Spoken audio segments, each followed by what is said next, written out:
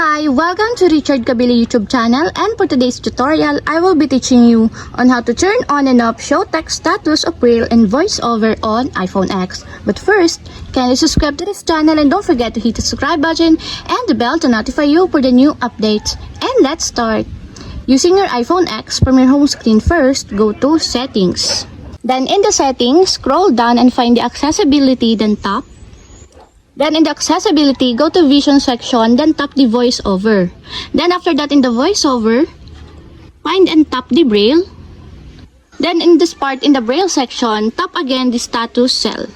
Then in the status cell, find the show text status, and as you will see, there's a switch button located on the side of it. Then all you have to do is just tap it to enable or turn on.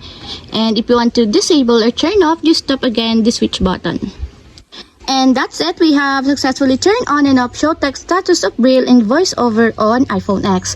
If you have a question, kindly comment down below, and don't forget to hit the subscribe button and the bell to notify you for the new updates.